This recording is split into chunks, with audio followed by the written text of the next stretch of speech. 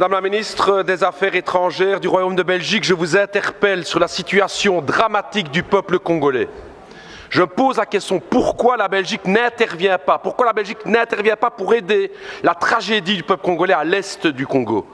5,4 millions de morts, des centaines de milliers de déplacés, 1 million de réfugiés à Goma, et une responsabilité écrasante qui pointe du doigt le Rwanda présent à l'est du Congo avec son armée. Et que fait la Belgique? Rien. Rien. Comment est-ce possible? Quand la Russie envahit l'Ukraine, à juste titre, c'est la condamnation. Ce sont les sanctions, ce sont les livraisons d'armes à l'Ukraine, mais quand il s'agit de la République démocratique du Congo, rien. On n'aide pas. La vie d'un Congolais ne vaut-elle pas la vie d'un Ukrainien?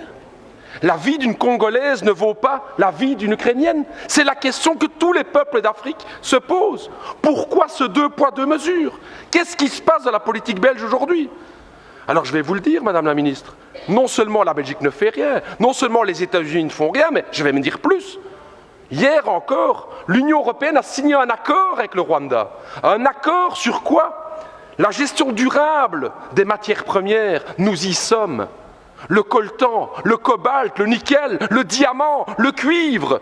Voilà la raison pour laquelle la Belgique n'intervient pas. Business, c'est l'argent. C'est ce que mes amis congolais me disaient. J'ai travaillé 2 ans à Kinshasa. Et ils me disaient, Raoul, ce qui se passe en fait avec le Congo, c'est ça, c'est que notre sous-sol est plein de richesses et que l'Occident regarde pour se faire de l'argent, parce que ce deal avec le Rwanda, soyons clairs, c'est pas du Rwanda que viennent les diamants, c'est pas du Rwanda que vient le cobalt et tout. Tout ça vient de l'Est du Congo. J'ai envie de dire à tous mes camarades congolais et à l'ensemble des peuples africains, on le voit aujourd'hui, les puissances occidentales ne pensent pas à votre bonheur, elles ne pensent qu'à une seule chose, c'est l'exploitation de votre sous-sol.